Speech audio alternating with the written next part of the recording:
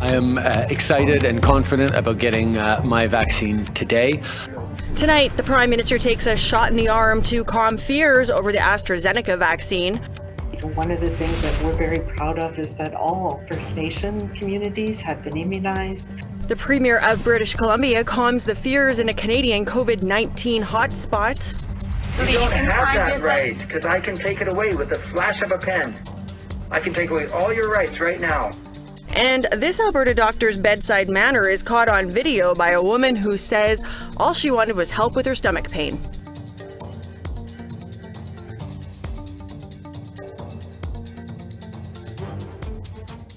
Good evening. Welcome to APTN National News. I'm Melissa Ridgen. Almost 30% of Canadians have now received their first dose of a COVID-19 vaccine, and today 2 more were added to that list. Prime Minister Justin Trudeau and his wife Sophie Gregoire got theirs.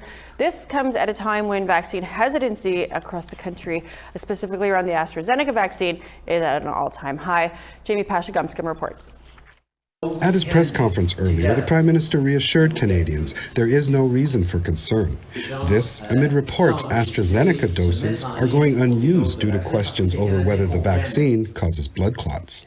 I am excited and confident about getting my vaccine today. I can highlight that Health Canada is always ensuring that any doses we receive in Canada are safe and effective. Trudeau demonstrated his confidence by rolling up his sleeve at a downtown Ottawa pharmacy, where both he and Sophie received their doses of the AstraZeneca vaccine. In other vaccine news, Canada has struck a new deal with Pfizer to receive additional vaccine doses in the coming years for the purpose of booster shots. In terms of looking forward to booster shots, I think Canadians expect us to be ready for whatever happens. And there is certainly a hope that booster shots might not be necessary.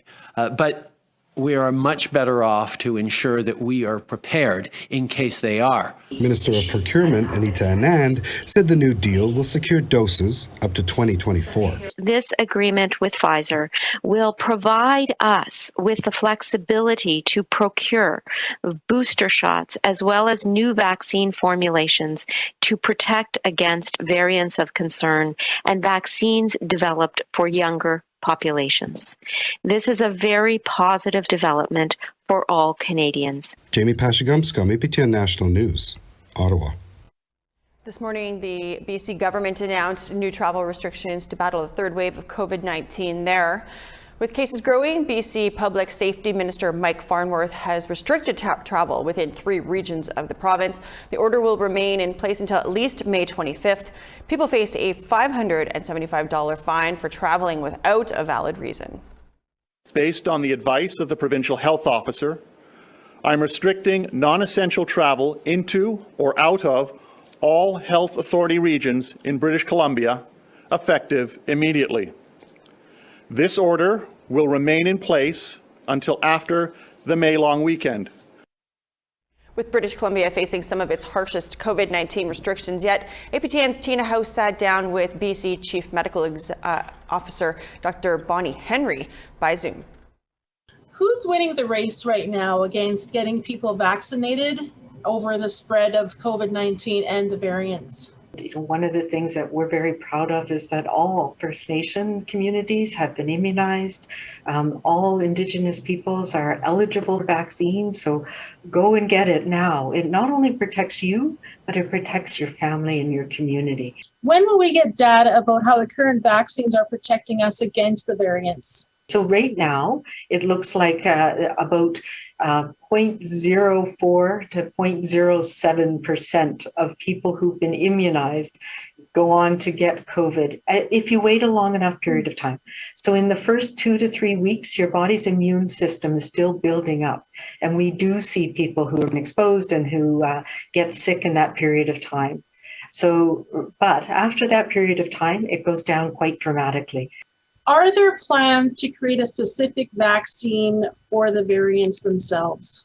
The companies, Pfizer and Moderna and AstraZeneca, they're all looking at whether they can tweak the RNA that's in the vaccine to be more, to address the mutations that we're worried about. So but all of these vaccines work against, they They stimulate your body to develop antibodies to the spike protein. And so the variants of concern means that there's a mutation that changes that spike protein a little bit. And the worry is that if it changes too much, the vaccines won't stimulate the right antibodies anymore. So yes, they are looking at that. And it is possible that we might need to have a booster with a slightly different booster dose, a different vaccine. Of course, everybody's talking about the travel restrictions that are supposed to be implemented this Friday. How will that work? And how can you clarify for me what essential travel means? So what we're talking about is travel for recreation or vacation. And there'll be very explicit exemptions. So work travel is not what we're talking about. We're not talking about going to, if somebody's moving from one place to another, for example, moving their household or have to go for medical reasons. But we do need people to do those safely and to make sure you're following all the safety protocols. Are you prepared to look at full lockdowns like Ontario is going through right now if the situation continues to get worse? Our intent is not, obviously, we're trying right now to protect our hospital system, and that means we'll take some more measures in hospitals. So this is what we need to do. We've started to see a leveling off of our cases in BC. We need people to stay the course. Stay the course right now. Get vaccinated. We want to hear what you think about how the government is handling the third wave in your region. Here's how you can continue the conversation. Send your emails to news@aptn.ca. You can leave a comment on aptnnews.ca. You can find us on Facebook, Twitter, Instagram, YouTube, and now TikTok. And of course, you can follow APTN News to join the conversation and see our latest stories. 30-year-old Billy Winnell Johnson went missing on Christmas Eve. This week, her remains were found in a farmer's field near Edmonton. Back in February, Edmonton police had charged her boyfriend, 35-year-old Kenneth Cotteriel, with second-degree murder. Johnson's family hopes the charge is upgraded to first-degree murder now that her body's been found. Edmonton police say that a charge of committing an indignity to a body is pending. A woman who went to a hospital in southern Alberta says she had an unpleasant experience with staff there. She recorded the incident and has launched a complaint. It's the second complaint in a rural Alberta hospital involving an Indigenous woman in recent months. Tamara Pimentel has the latest. That's a possibility that you could die this evening. This video, captured by Marissa Smoke, was taken at the Cardston, Alberta Hospital on March 25th.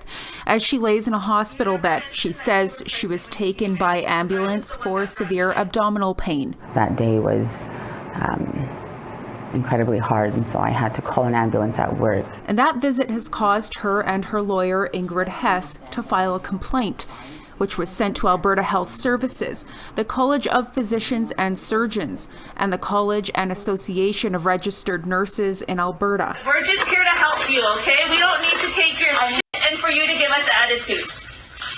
Can I sign the documents? You need to stop acting so entitled and just take it for what it is. We are particularly concerned about the treatment that she received by one nurse who's depicted in the video. The nurse uses foul language, makes horrible accusations towards a person who's vulnerable in a state of distress. You just sign a form. As Smoke leaves the bed, the nurse can be heard telling her that she has to sign a form. She doesn't have to sign a document. It's better for them at the hospital if they make, if they get her to sign a document that she's leaving against their medical advice, but it's not. You can't force someone to sign a document. A doctor who introduces himself as Dr. Clark then approaches her, saying he could have her arrested. I need to sign the documents and get out of here, please, because this is abuse. I just want to go through a little exercise with you. Just look me in the eye. Please do this with me right now. No. Please just talk to me. I'm going to have you arrested unless you do this with me. We have submitted a complaint to the College of Physicians and Surgeons, and that specifically addresses the conduct of Dr. Clark in his interactions with Ms. Smoke. in particular his threats to her to take her freedom away, to have her confined. I'm just telling you that I want to exercise my right to You leave don't have inside that this. right, because I can take it away with the flash of a pen. I can take away all your rights right now. Alberta Health Services, the College of Physicians and Surgeons, and the College and Association of Registered Nurses say they are unable to comment as the complaint is currently undergoing an investigation. Smoke says she is still working with doctors at another clinic to find the source of her abdominal pain, but she says she hopes to see some change after her complaint is investigated. It's been difficult when we go through incidences like this. It's violent in every way, so it causes us to question our self-worth.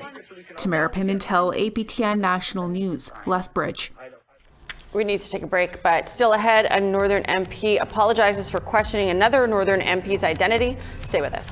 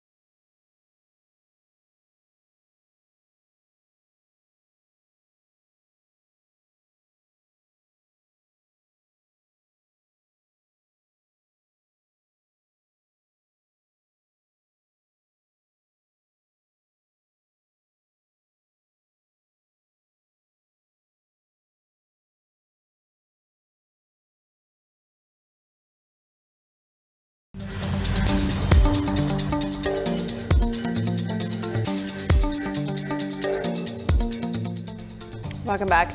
AFN National Chief Perry Bellegarde addressed the United Nations Permanent Forum on Indigenous Issues today, where he gave an update on the progress of Canada's Bill C-15, a proposed bill to make sure the laws of Canada comply with the principles of UNDRIP.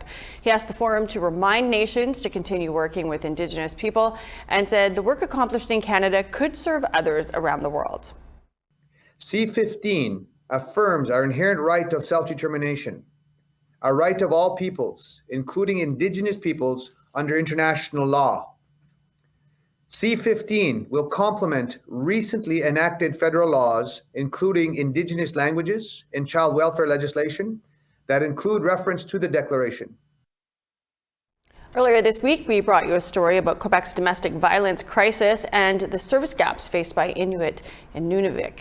Well, some good news came today. Quebec is investing a hefty sum in hopes of fixing these problems. They'll be implementing a 5-year, $223 million emergency response plan to fight domestic violence. $92 million will go to increasing the capacity and services offered by existing women's shelters, but it's not known if there will be more shelters built. Where there's only 3 crisis centers now serving all 14 Inuit communities in Nunavik. Genevieve Guibault says the emergency plan includes targeted funding for First Nations and Inuit.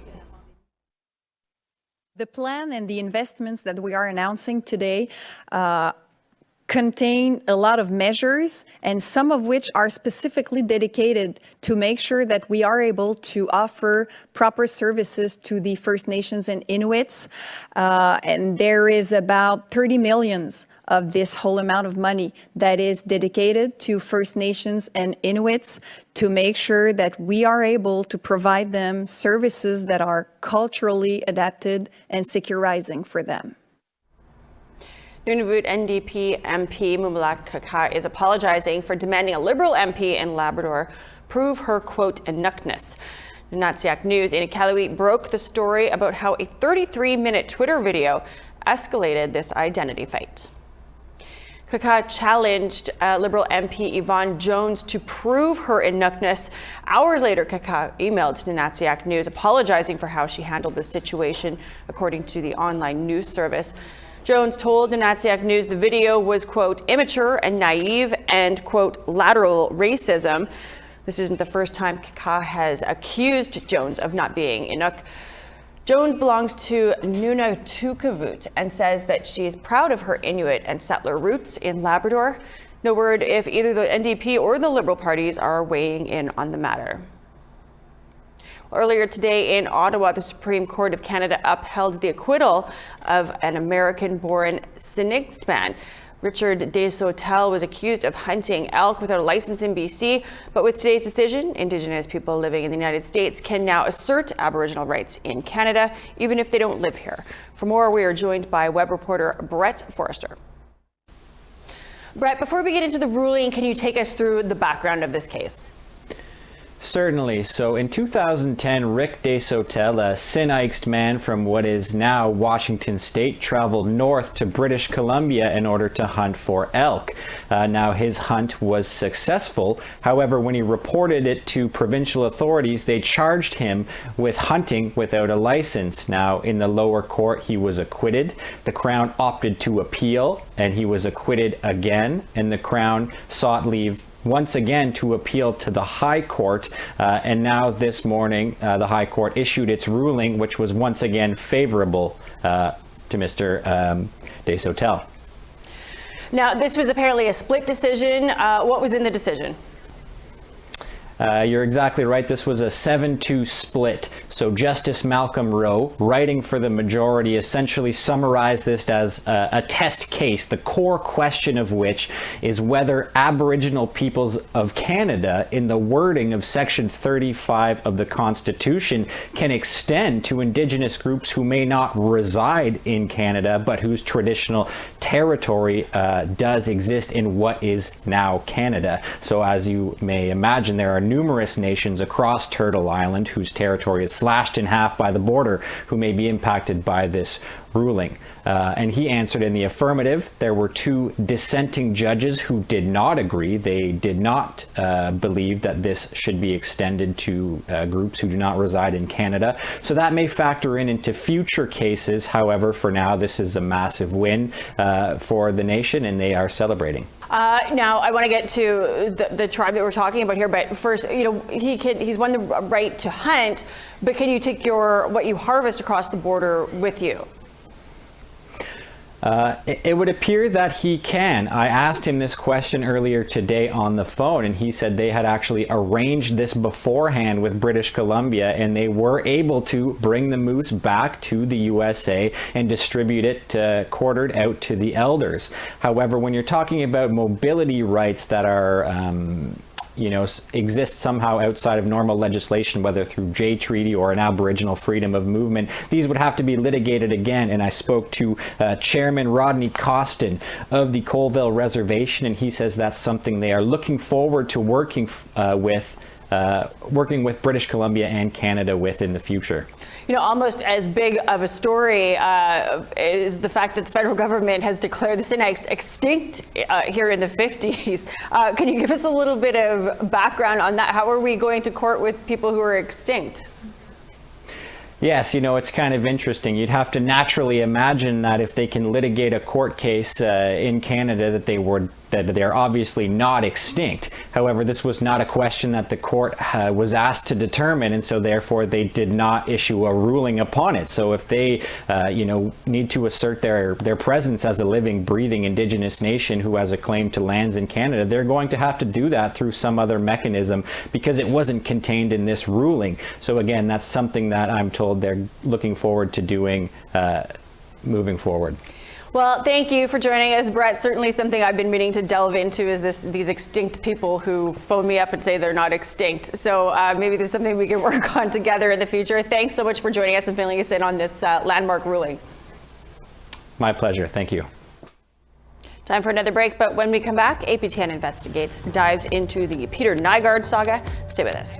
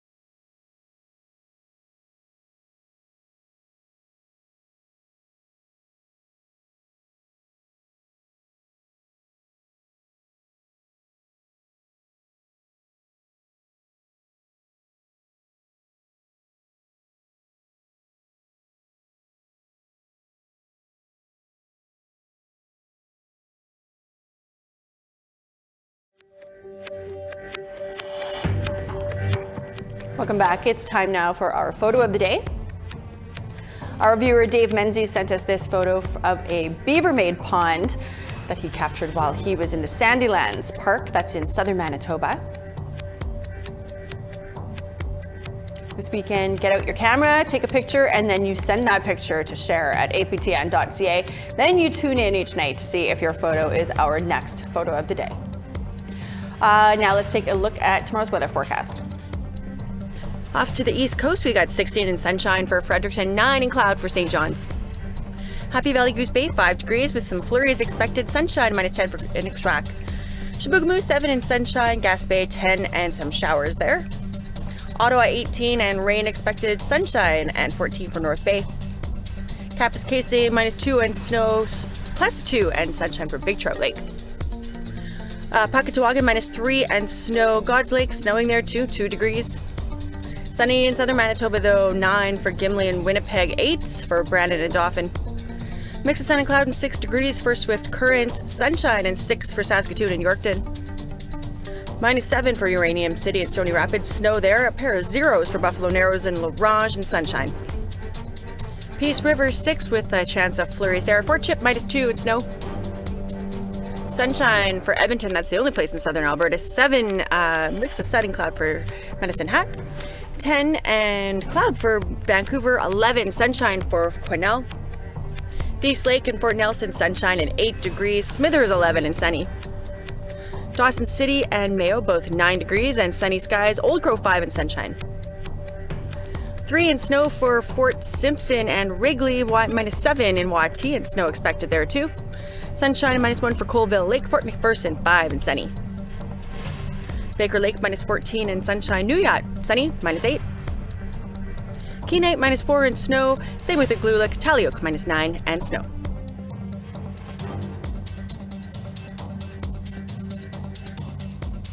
Winnipeg fashion mogul Peter Nygard has been charged in the United States with several criminal counts and also faces a class action lawsuit. Now, at least 20 women have complained that police in this country, and they wonder why police aren't adequately investigating their cases. APTN Investigates producer Holly Moore is here to talk about the episode Homegrown, which airs tonight, right after the news. Holly, tell us what's happening in the U.S. with regard to Peter Nygard. Well, Mr. Nygard has been charged with 9 counts, including sex trafficking and racketeering. There was also a class action lawsuit that was filed originally by 10 women in spring 2020. That number has now grown to 57 women, including one of the women who is in our upcoming episodes. So Mr. Nygard is right now in Winnipeg at Headingley Correctional Center, and he's awaiting a hearing that will determine if he is extradited to New York to face those charges. His bail hearing was just denied, and then he appealed that hearing, and it was also denied again. So I guess, you know, where does this go from here? What happens next for him? As you said, this is an issue that straddles not just the Canada-US border, but it's in the Caribbean as well. Where does it go next? Well, certainly in our documentary, we focused on Indigenous women in Winnipeg who are quite upset and concerned that Canadian authorities don't seem to be taking the allegations as seriously as the US authorities. So we do know that at least 20 women have filed across Canada, but thus far there's been no criminal charges at all. And so what they would like is to see some charges, or at least an adequate investigation, come forward before Mr. Nygard is extradited to the US, if that's indeed the decision that's made. So now he is awaiting an extradition hearing that will happen in November of this year. But of course, we spoke to experts who said, you know, a number of appeals could happen. And so it could be quite some time before that decision is made. Well, we look forward to your show tonight, speaking to some of those Indigenous alleged victims and their journey through all of this. Thanks for taking the time to give us a little sneak peek. Thanks so much.